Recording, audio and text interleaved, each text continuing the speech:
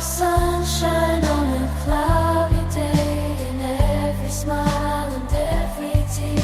Your love for us is always near.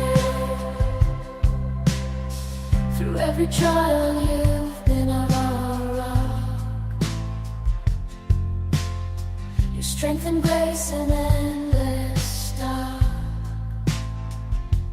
ውድ የጌታ ወገኖች ይህንን ፕሮግራማችንን በተለያየ ቦታ ሆናችሁ የምትከታተሉ ሁሉ የእግዚአብሔርን ጸጋና ሰላም እየተመኘሁላችሁ ዛሬ የእናቶችን ቀን ምክንያት በማድረግ ይህንን ፕሮግራም ይዤላችሁ የምመጣው እህታችሁ ውብገነት ቦጋለ ነኝ ከዚህ ከኤድመንተን ካናዳ።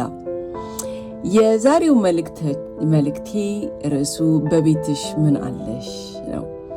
ያለሽ ነገር ለእግዚአብሔር በቂ ሲሆን ሁለት ዋና ጥቅሶች አሉን። አንደኛው ጥቅስ የተወሰደው ከአንደኛ ነገሥት ከ17 ምዕራፍ 17 ከ8 እስከ 16 ነው። ሁለተኛው ደግሞ የተወሰደው ከሁለተኛ ነገሥት ከ4 ምዕራፍ 4 ከ1 እስከ 7 ነው። የመጀመሪያውን ጥቅስ በጌታ ስም አነባዋለሁኝ። አንደኛ ነገሥት 17 ከ8 እስከ 16 ተነስተ በሲዶና አጠገብ ወዳለችው ወደ ሰርፓታ ሂድ፣ በዚያም ተቀመጥ፣ እነሆ ትመግብህ ዘንድ አንዲት ባልቴት አዝዣለሁ የሚል የእግዚአብሔር ቃል መጣለት። ተነስቶም ወደ ሰርፓታ ሄደ። ወደ ከተማይቱን በር በደረሰ ጊዜ አንዲት ባልቴት በዚያ እንጨት ትለቅም ነበር። እርሱም ጠርቶ የምጠጣው ጥቂት ውሃ በጽዋ ታመጭልኝ ዘንድ እለምንሻለሁ አላት። ውሃ ልታመጣለት በሄደች ጊዜ ወደ እርሷ ጠርቶ ቁራሽ እንጀራ በእጅሽ ይዘሽ ትመጪ ዘንድ እለምንሻለሁ አላት። እሷም አምላክ ያው እግዚአብሔርን በማድጋ ካለው ከእፍኝ ዱቄት በማሰሮም ካለው ከጥቂት ዘይት በቀር እንጀራ የለኝም። እነሆም ገብቼ ለእኔና ለልጄ እጋግረው ዘንድ በልተነውም እንሞት ዘንድ ጥቂት እንጨት እሰበስባለሁ አለች። ኤልያስም አላት፣ አትፍሪ፣ ይልቅንስ ሄደሽ እንዳልሽው አድርጊ። አስቀድመሽ ግን ከዱቄቱ ለእኔ ታናሽ እንጎቻ አድርገሽ አምጭልኝ።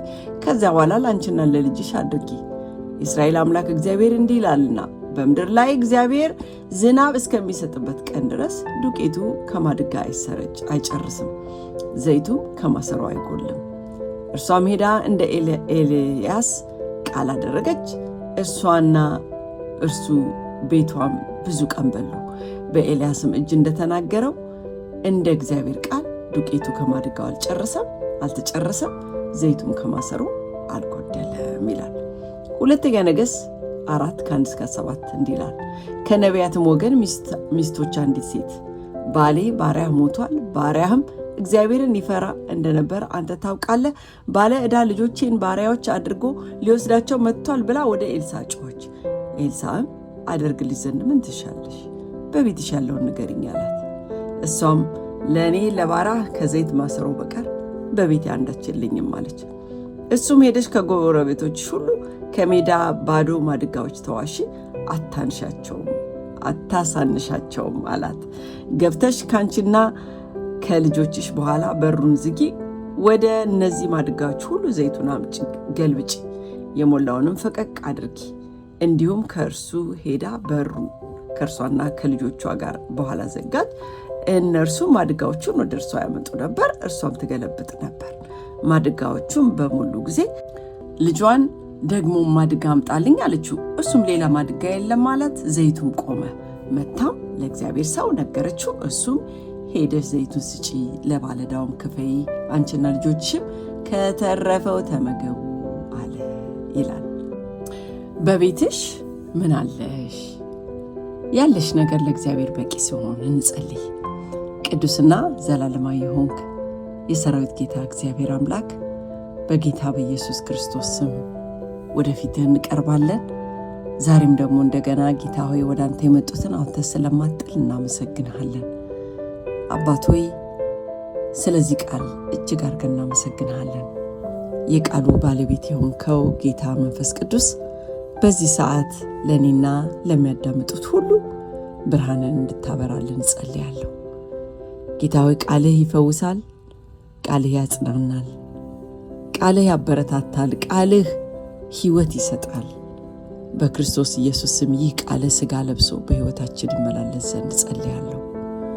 የዘላለም አምላክ እግዚአብሔር ሆይ እነሆ እኔንም ባሪያህን እንድታስበኝ በእኔ ውስጥ አልፈህ ለሕዝብህ እንድትናገር ለሚሰሙት ሁሉ ሕይወት ይሆንላቸው ዘንድ በክርስቶስ ኢየሱስ ስም እኔ እንድትቀባኝ ጸልያለሁ። በመንፈስ ቅዱስህ ቀብተህ ሞልተህ እንድትናገር ጸልያለሁ። እግዚአብሔር አምላክ ሆይ ስለ ግሩም ስለሆነው መልእክትህ ቃልህ ደግሞ እናመሰግንሃለን። ይህ ከሁለት አፍ የተሳለው ቃልህ ወደኛ ልብ ውስጥ ወደ ድንጋዩ ልባችን ገብቶ የደነደነውን ሰብሮ እንዲገባ ገብቶም ደግሞ ፍሬ እንዲያፈራ በክርስቶስ ኢየሱስ ስም እንጸልያለን።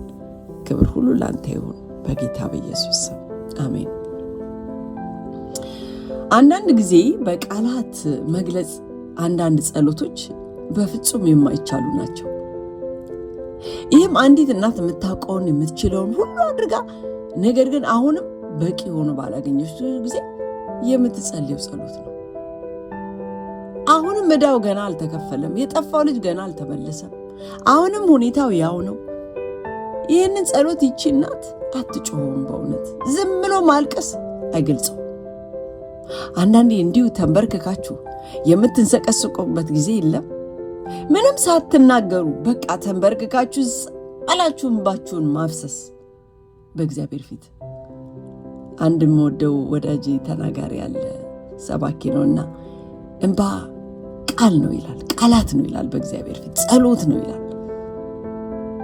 ወይንም ደግሞ መኪና እየነዳችሁ እንባችሁ ዝም ብሎ ይወርዳል፣ የምትናገሩት ነገር የለም። እቺ ሴት አንዳንዴ በኩሽናዋ መሃል አንዳንዴ በሕይወቷ መሃል ዝም ብላ ትቆምና ጌታ ሆይ በእጅ ያለው ነገር በቂ ነውን ብላ የምትደነቅ ይመስለኛል። ዛሬ እግዚአብሔር በዚህ ቦታ ላላችሁ ለምትሰሙ እናቶች ይህንን መልእክት ለምታዳምጡ ሁሉ የምጠይቀው አንድ ጥያቄ አለው የሚጠይቀው እግዚአብሔር። ይህም ጥያቄ በመጽሐፍ ቅዱስ ውስጥ ሁለት መበለቶችን የጠየቀው ነው። በሁለት የተለያየ ዘመን በሁለት የተለያየ ነቢያት በኩል ተስፋቸው ተሟጦ ለነበሩ ሁለት ሴቶች የቀረበ ጥያቄ ነው። ጥያቄው ግን ያው አንድ ነበር። ሁለቱም ምን ላድርግልሽ ትፈልጊያለሽ? በቤትሽ ምን እንዳለሽ ንገሪኝ ነበረ። ምን አለሽ ጥያቄ ነው። ግን ጥያቄው እንዲኖርሽ የምትመኘው ነገር አይደለም የሚለው። ጥያቄው ቀድሞ የነበረሽ ምን ነበረ አይደለም። ስላለፈው ታሪክ አይደለም የሚጠይቀው። ሌሎች እናቶች ብቻ ያላቸው የሚመስልሽን አይደለም የሚጠይቀው። አሁን በዚህ ሰዓት በቤትሽ፣ በእጅሽ፣ በልብሽ ውስጥ ምን አለሽ? ምክንያቱም እግዚአብሔር በቂ አይደለም በሚል ምክንያት አንድም ቀን ስራው ተገቶ አያውቅምና እግዚአብሔርን የሚያቆመው ምንም ነገር አለመኖር ብቻ ነው። ዛሬ ግን ወገኖቼ እግዚአብሔር በቤትሽ ባለው በዚያው ነገር ላይ አንድ ተአምር ሊያደርግ ይፈልጋል። እስቲ መጀመሪያ የሰርፓታዋን መበለት እንመልከታት። አንድ እፍኝ ዱቄት ብቻ ነው ያለኝ ያለች። እንግዲህ የመጀመሪያ መበለት እቺ መበለት የምትኖረው በሰርፓታ ነው፣ በአሕዛብ ከተማ ውስጥ ነው። ባዕድ ነች፣ መበለት ነች፣ አንድ ልጅ ያላት ነች። በዛ ላይ ደግሞ ምድሪቱን ያኮላሸ ድርቅ ከቧታል። ኤልያስ በከተማይቱ በር ሲያገኛት እንጨት እየለቀመች ነበረ። እንጨት የምትለቅመው ግን ግብዣ ለማዘጋጀት አይደለም፣ ለመጨረሻው ምግብ ለመስራት የሚሆን እንጨት እየለቀመች ነበር። ኤልያስም ውሃ አጥጭልኝ፣ አምጭልኝ፣ እንጀራም አምጭልኝ አላት። እሷም እንዲህ ስትል መለሰችለት አይደል? እሷ አምላኬው እግዚአብሔር በማድጋ ካለው ከእፍኝ ዱቄት በማሰሮም ካለው ከጥቂት ዘይት በቀር እንጀራ የለኝም። እነሆም ገብቼ ለእኔና ለልጄ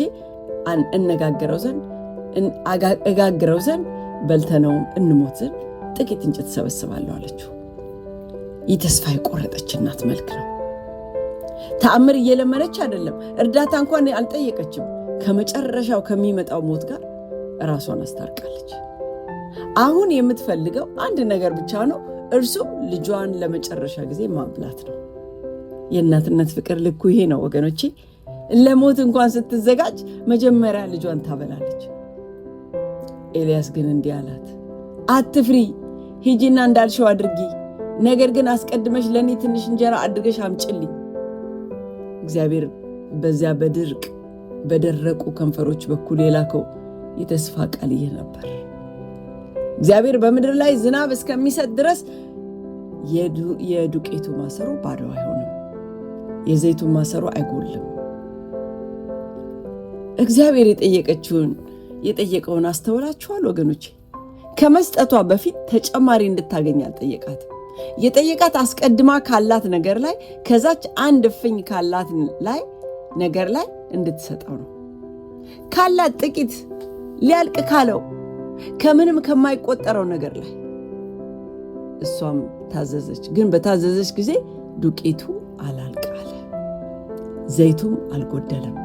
ቀን በቀን ከምግብ በኋላ ምግብ ያቺ አንድ እጅ እፍኝ ዱቄት ሁል ጊዜ በቂ ነበረች። ወገኖቼ፣ እህቶቼ፣ እናቶች፣ እግዚአብሔር ስራውን ለመጀመር እናንተ ተጨማሪ እስኪኖራችሁ አይጠብቅም። ነገር ግን እየጠየቃችሁ ያለው አሁን ባላችሁ በዛች አንድ እፍኝ ነገር እንድታምኑት ይፈልጋል። ያቺ እፍኝ የተባለችው ነገር ምናልባት እየደበዘዘ ያለ እምነታችሁ ሊሆን ይችላል። ያቺ አንድ እፍኝ የተባለችው ነገር ምናልባት አጥብቃችሁ የያዛችሁት አንዲት የመጽሐፍ ቅዱስ ቃል ልትሆን ትችላለች። ያቺ አንድ እፍኝ የተባለችው ነገር ምናልባት 1000 ጊዜ እየጸለያችሁ ያላችሁት አንድ ጸሎት ሊሆን ይችላል። ምናልባት ወይ ደግሞ ገና በዛ በር ላይ ቆማችሁ እንጨት እየለቀማችሁ አሁንም ተስፋ እያደረጋችሁ መሆናችሁን ለማያውቅ ልጅ ያላችሁ የማይናወጥ ጽኑ ፍቅር ሊሆን ይችላል። ያላችሁን ያችን ጥቂት ነገር ለእርሱ ስጡት። መስጠት ለእግዚአብሔር የሚያስፈልገው ያ ብቻ ነው ወገኖቼ። በሁለተኛው ክፍል ደግሞ እንድንመለከተው መፈልገው የዘይቱን መበለት ነው። ሁለተኛ ነገሥት 4:1-7 ያለውን ታሪክ ነው። ጥቂት ዘይት ካለበት ማሰሮ በቀር ምንም የለኝም ያለችዋን ሴት ነው። በሌላው ደግሞ ትርጓሜ ለኔ ለባሪያ ከዘይት ማሰሮ በቀር በቤቴ አንዳች የለኝም ማለት ይላል። እቺ መበለት የነብይ ሚስት ነበረች። ዕዳ ትቶ የሞተ የእግዚአብሔር ሰው ሚስት ነበረች። አሁን ደግሞ አበዳሪው ልጆቿን ሊወስድባት መጥቷል። ድህነት ብቻ አይደለም፣ ሐዘን ብቻ አይደለም፣ ልጆቿን ባሪያ ሊያረጋቸው መጥቷል። ዛሬ ወገኖቼ ይህንን ፕሮግራም የምታዳምጡ ወላጆች፣ እናቶች ሁሉ ልጆቻችሁን የሚቀማባችሁ ነገር መጥቶ የሚያውቅ እናቶች ትኖራላችሁ። ያ ነገር አበዳሪ ላይሆን ይችላል። ያ ነገር ሱስ ሊሆን ይችላል። ያ ነገር መጥፎ ጓደኝነት ሊሆን ይችላል። ያ ነገር የጭንቀት በሽታ ወይንም ርቀት ይሆናል። ወይንም ደግሞ ልጆቻችሁን ለመዋጥ የቆረጠ የሚመስል ክፉ ዓለም ሊሆን ይችላል። እሷም ወደ ኤልሳ ጮኸች። እሱም እግዚአብሔር ሁል ጊዜ የሚጠይቀውኑ ያንኑ ጥያቄ ጠየቃት። ንገሪ፣ በቤትሽ ምን አለ አላት። እሷም እንዲህ ስትል መለሰችለት፣ ለኔ ለባሪያ ጥቂት ዘይት ካለበት ከአንድ ማሰሮ በቀር በቤቴ ውስጥ ምንም የለኝም አለችው። ከበቀር በሚለው ቃል ላይ ጥቂት እስቲ አረፍተ ነገሮችን እንስራባቸው። ምንም ከበቀር። እቺ ከበቀር የምትለዋ ቃል በምትጸልይ እናት መዝገብ ቃላት ውስጥ ካሉ እጅግ ኃይለኛ ቃላት አንዷ ነች ብዬ አምናለሁ። ምንም የለኝም አሁን አጥብቄ ከያዝኳት ከዚች አንድ ነገር በቀር፣ ምንም የለኝም ገና ካልጠፋችው ከዚች ትንሿ የጧፍ ብርሃን በቀር፣ ምንም የለኝም አሁንም ከማምነው እምነት በስተቀር፣ ምንም የለኝም ጸሎቴን ካላቆምኩበት ሁኔታ በቀር፣ ምንም የለኝም ከበቀር። ኤልሳ አንድ የሚገርም መመሪያ ሰጣት። ሂጂና ከጎረቤቶችሽ ሁሉ ባዶ ማሰሮችን ተበደሪ፣ ጥቂትም አይሁኑ። ከዚያም ወደ ቤትሽ ገብተሽ ደጅሽን ዝጊና ዘይቱን ቅጂ አላት። ይቺ መበለት ግን መከራከር ትችል ነበር። እንዲህ ልትለውም ትችል ነበር፣ ከምን ላይ ነው የምቀዳው? ይሄ እኮ ከምንም የማይቆጠር ነው ማለት ትችል ነበር። እሷ ግን ሄደች፣ ማሰሮቹን ሰበሰበች፣ ደጇን ዘጋች፣ ቀዳችም። ዘይቱ ወደ ማሰሩ ከዛም ወደ ሌላው ይፈስ ነበር። መፍሰሱን ያቆመው የሚቀዳበት ማሰሮ ሲያልቅ ብቻ ነበር። ማሰሮቹ በሞሉ ጊዜ ልጇን ሌላ ማሰሮ አምጣልኝ አለችው ይላል። እሱም ሌላ ማሰሮ የለም ማለት ዘይቱን በዚያን ጊዜ ቆመ ይላል። አያችሁ፣ ተአምሩ የቆመው ዘይቱ ስላለቀ አይደለም። ተአምሩ የቆመው የሚቀዳበት ማሰሮ ስላለቀ ነው።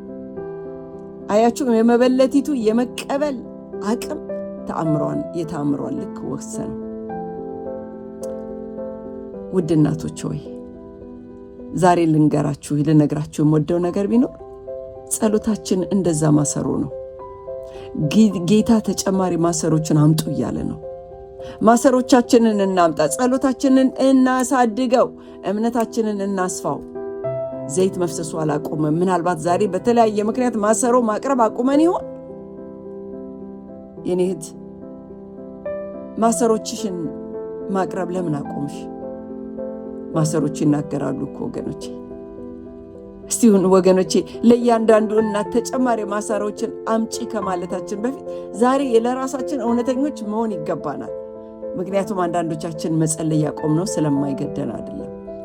ያቆምነው በወቅቱ ፍጹም አሳማኝ በነበሩ ምክንያቶች ሊሆን ይችላል። እስቲ ማሰሮቹን እንጠይቃቸው። እስቲ እነዛ ቀድሞ ይፈሱ የነበሩትን ጸሎቶች እንጠይቃቸው። ለምን መምጣት አቆሙ? ለምን መፍሰስ አቆሙ? አንደኛው ምክንያት ምናልባት አንደኛው ማሰሮ እንዲህ ይላል፣ ደከመኝ። በቃ ለ5 ዓመት ለ10 ዓመት ለ6 ዓመት ወይንም ለ20 ዓመት ያንኑ አንድ ጸሎት ስትጸልዩ የሚመጣ ድካም አለ። ልጁ አሁንም ገና አልተለወጠም። የጠፋው ገና አልተገኘም። ፍርድ ገና ፍትህ አላገኘም። ሁኔታው አሁንም ያው ነው። መጸለይ ያቆምሽ እምነት ስለሌለሽ እኮ አይደለም፣ ሰው ስለሆንሽ ስለደከመሽ እንጂ። ነቢዩ ኤልያስ እንኳን ታላቁን ተአምራት ካደረገ በኋላ ወደ በረሃ ሸሽቶ ነበር። አሁንስ ይበቃኛል፣ አቤቱ ነፍሴን ውሰዳት ያለበት ጊዜ ነበር እኮ። ነቢዩም እንኳን ደክሞት ነበር። እግዚአብሔር ግን አልተቆጣውም። እንዲተኛ ፈቀደለት፣ መገበው። ከዚያም የምትሄድበት መንገድ ካንተ አቅም በላይ ነውና ተነስተህ ብላ አለው። እህቶቼ፣ እናቶቼ፣ እግዚአብሔር በድካማችን አይቆጣም።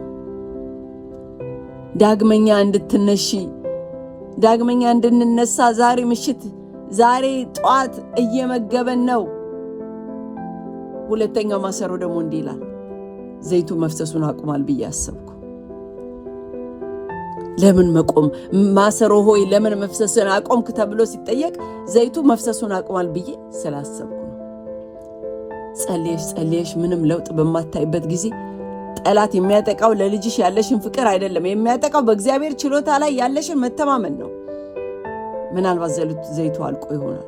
ምናልባት እግዚአብሔር መጀመሪያዎቹን 1000 ጊዜያት ሰምቶሻል። አሁን ግን አይሆንም ለማለት ወስኗል። ጠላት እንዲህ ያለ ያንሾካሽኩብሻል። ስለዚህ ማሰሮ ማቅረብሽን አቁምሽ። ይህንን ያደረግሽ በማመጽ ሳይሆን ጮክ ብለሽ ለመናገር ባፈርሽበት ጊዜ በዚያው በውስጥሽ ባለው ስውር ተስፋ መቁረጥ ነው። ግን እህቴ ስሚኝ፣ የመበለቲቱ ዘይት መፍሰሱን ያቆመው የሚቀዳበት መሰሩ ሲያልቅ ብቻ ነው። ከዛ በፊት ለአንድ አፍታ እንኳን አልቆመም። ችግሩ የአቅራቦቱ የዘይቱ አልነበረም። ችግሩ የማሰሮች መጥፋት ነበር። ዘይቱ አሁንም እየፈሰሰ ነው። እግዚአብሔር ስለ ልጅሽ ያለውን ሐሳብ አልቀየረም። ሶስተኛው ማሰሮ ደግሞ እንዲህ ይላል፣ ደግሜ ለመጠየቅ አፈርኩ። አንዳንዶቻችን ያደግነው ብዙ ጊዜ መጠየቅ የእምነት ማነስ ነው ተብለን ነው። በእውነት ካመንሽ አንድ ጊዜ ብቻ መጸለይ ይበቃሻል ይባላል። ስለዚህ መልሱ ሳይመጣ ሲቀር ደግሞ መጸለይ መጠራጠር እንደሆነ ተሰማን። ዝምታን መረጥን። ጌታ ኢየሱስ ግን ስለ አንዲት መበለት ስለ ሌላ መበለት ነግሮናል። ወደ ፈራጇ ደጋግማ ትመጣ ስለነበረች መበለት ደጋግማ በጽናት ያለ ኀፍረት ኢየሱስም እንዲህ አለ፣ እንግዲያውስ እግዚአብሔር ቀንና ሌት ወደ እርሱ ለሚጮሁት ለምርጦቹ አይፈርድላቸውምን? ሉቃስ 18:7 መጽናት የእምነት ማነስ አይደለም ወገኖች። ደጋግሞ መጸለይ ማለት ዝምታን እንደ መጨረሻ መልስ ለመቀልበስ እምቢ የሚል እምነት ነው ወገኖቼ። በቅርቡ እኔም እንደዚሁ ተሰምቶኝ ነበረ። በቃ እግዚአብሔር ለዚህ ነገር በጣም ብዙ ጠይቄዋለሁ። ለምን እዝንተ አንንሳልት ብዬ ሁሉ ያሰብኩበት ጊዜ ነበር። እንደገና እንዴት ለዚህ ዓመት ሁሉ ይህ ሁሉ ዓመት እንዴት ጮኻለሁ? ግን አያችሁ፣ ደጋግሞ መጸለይ ማለት ዝምታን እንደ መጨረሻ መልስ ለመቀበል እምቢ የሚል እምነት መሆኑን ተረዳው። አራተኛው ማሰሮ ደግሞ እንዲህ ይላል፣ ማሰሮች ተሰብሯል አይጠቅምም ተባልኩ። ምናልባት በአንቺ ላይ የተነገረ ክፉ ቃል ሊኖር ይችላል፣ ወይ ደግሞ የራስሽ የታሪክ ጠባሳ፣ እንደ እናት የሰራሽው ስህተት ሆነ መሆን በነበርሽበት ቦታ ያልተገኘሽባቸው ዓመታት በውስጥሽ ያለው የጥፋተኝነት ስሜት እንዲህ ይልሻል። ልጅሽን የበደልሽው አንቺ ነሽ። አሁን እንዴት እግዚአብሔርን ስለ እርሱ ትጠይቂያለሽ? ስለዚህ ማሰሮውን አስቀመጥሽ። ከኔ ይልቅ የሌሎች ጸሎት ይሰማል ብለሽ ወሰንሽ። ኤልሳዕ ግን መበለቲቱን ፍጹም የሆነ ማሰሮ አላላትም። ያላት ምንድን ነው? ባዶ የሆነ ማሰሮችን አምጪ ያላት። የቀድሞ ስብራትሽን ማሰሮሽን ከጥቅም ውጭ አያደርገውም ወገኖች፣ እንዲያውም ለዘይቱ ተጨማሪ ቦታ ይፈጥርለታል። ስለዚህ ያንኑ ደካማውን ማሰሮችሽን ይዘሽ ነይ። አምስተኛው ማሰሮ ደግሞ እንዲህ ይላል፣ የመጨረሻው አንዲት ማሰሮ ብቻ ምን ትረባለች ብዬ አሰብኩ። መበለቲቱ ብዙ ማሰሮችን ሰበሰበች፣ ግን የጀመረችው በአንዲት ማሰሮ ነው።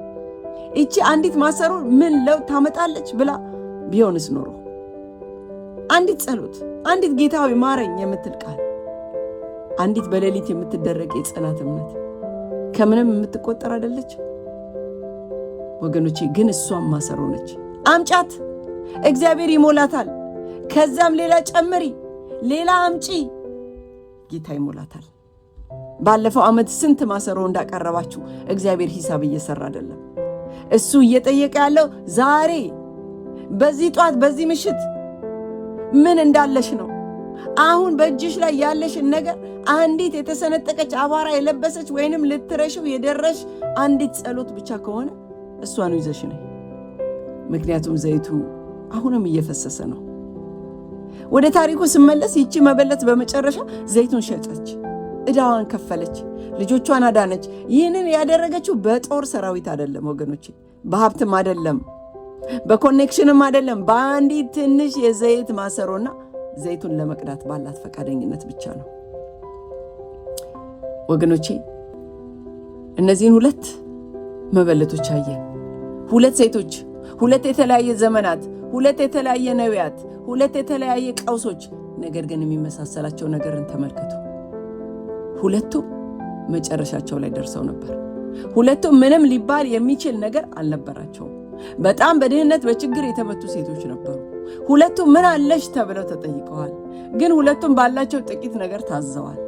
በመጨረሻ ግን ሁለቱም ካሰቡት በላይ ተባዝቶላቸዋል። ሃሌሉያ! ከምንም ተነስተው አዲስ ነገር እንዲፈጥሩ አልተጠየቁ። በተሰጣቸው ጥቂት ነገር ላይ በዛች አንድ እጅ ሙሉ ወይንም አንድ ፍኝ ሙሉ ዱቄትና በዛች ትንሽ ማሰሮ ዘይት ላይ ታማኝ እንዲሆኑ ብቻ ነው የተጠየቁት። እግዚአብሔር ያችን ጥቂት ነገር ወሰደና ከበቂ በላይ ያደረጋት። ሃሌሉያ! የእግዚአብሔር አሰራር እንዲህ ነው ወገኖቼ። ስራውን ለመጀመር እኛ እስክንሞላ አይጠብቅም። እሱ የሚሰራው አሁንም ለመቅዳት ፈቃደኛ በሆኑ ማሰሮች ውስጥ ነው ወገኖቼ፣ እህቶቼ፣ የጽዮን እናቶች፣ ዛሬ ምሽት እንደሚሰማችሁ፣ ዛሬ ጠዋት በአሁኑ ሰዓት እንደሚሰማችሁ ባዶ አይደላችሁ። ይሄንን መልእክት ለመስማት መክፈታችሁ፣ ማዳመጣችሁ፣ መጸለያችሁ፣ ተስፋ ማድረጋችሁ፣ ማመናችሁና አለመሸነፋችሁ አሁንም በቤታችሁ ውስጥ አንድ ነገር እንዳለ ያሳያል። ያ ያለው ነገር ደግሞ እግዚአብሔር ስራውን እንዲሰራበት በቂ ነው። ዛሬ የኤልሳዕን ጥያቄ ከሰርፓታና ከመበለቲቷ ቤት አውጥቼ ቀጥታ ወደ እናንተና ወደ እኔ ቤት በማምጣት ላጠቃልል እወዳለሁ። ዛሬ እግዚአብሔር እኔና እናንተን እየጠየቀ ያለውን ለመውቀስ ሳይሆን ለመጋበዝ ነው። በቤትሽ ምን አለሽ? አሁንስ በእጅሽ ምን አለሽ? የሰናፍጭ ቅንጣት የምታክል እምነት አለሽ? እሷንም ለእርሱ ስጪው። በጨለማ ውስጥ ሙጥኝ ብለሽ የያሻት አንዲት ተስፋ ቃል አለሽ? ያቺ የዘይት ማሰሮችሽ ናት። መቅዳቱን አታቁሚ። የጠፋ የሚመስል ልጅ ተስፋ የማትቆርጥ እናታዊ ፍቅር አለሽ። ያቺ እግዚአብሔር ፈጽሞ የማያልቅባት አንድ እጅ ሙሉ ዱቄት ነች። የሰርፓታዋ መበለት ነቢዩን ራሷንና ልጁን ለዓመታት በቆየ ድርቅ ውስጥ መገበች። ያደረገችውን በአንዲት እፍኝ ሙሉ ዱቄት ነው። የዘይቷ መበለት ዕዳዋን ሁሉ ከፈለች፣ ልጆቿን ከባርነት አዳነች። ያደረገችውን በአንዲት ትንሽ ማሰሮ ነው። በትንሽ ነገር ላይ እግዚአብሔር እጅ ሲጨመርበትና ለእሱ ተሸልሞ ሲሰጥ ውጤቱ ሁል ጊዜም ይህ ጥቂት ነገር ከሚገባው በላይ ይሆናል። እሱ ወገኖቼ፣ እሱ በማባዛት የታወቀ አምላክ ነው። ምናልባት ዛሬ የመጣ ነው ሁሉም ነገር ያለቀብን በሚመስል ስሜት ተወጠን ይሆናል ወገኖቼ። ይህንን ፕሮግራም እናዳምጡሉ። ምናልባት ጉልበትሽ ያለቀብሽ፣ ተስፋሽ የተሟጠጠብሽ በሚመስል ስሜት መተሽ ይሆናል። የምትጸልይበት ቃል የጠፋብሽ፣ ነገር ግን ያም ሆኖ እዚህ ተገኝተሻል። ያም ሆኖ ግን ይሄንን መልእክት እያዳመጥሽ ነው። ያም ሆኖ በአንቺ ውስጥ ወደ እግዚአብሔር መሮጥ የሚፈልግ ነገር አለ። ይህ ማለት ደግሞ አሁንም በቤትሽ ውስጥ ያለ ነገር አለ ማለት ነው። ይህንን ማዳመጥሽ፣ ይህንን መልእክት በራሱ አንድ ማሰሮ ነው። አሁን በአይንሽ የሚታየው እንባ አንድ እጅ ሙሉ አንድ እፍኝ ዱቄት ነው። ለእርሱ ስጪው። እሱ አሳልፈሽ የሰጠሽውን ነገር ያባሰዋል። ሃሌሉያ! እግዚአብሔር የሰርፓታ አምላክ ነው። እሱ የመበለቲቱ አምላክ ነው። እሱ ደግሞ የሰርፓታው አምላክ፣ የመበለቲቱ አምላክ፣ የኔና የናንተም አምላክ ነው። እሱ በአንድ እጅ ሙሉ ዱቄት፣ በአንድ እፍኝ ዱቄት ድርቅን የሚያሻግር፣ ሃሌሉያ፣ በአንዲት ትንሽ ማሰሮ የማይቻልን ዕዳ የሚከፍል አምላክ ነው።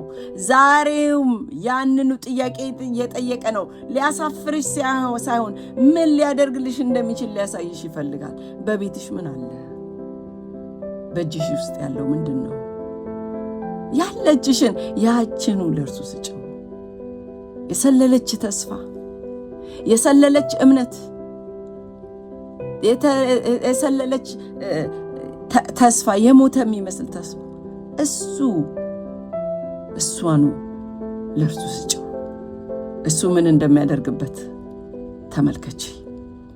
ጌታ ይባርካችሁ። እንጸልይ።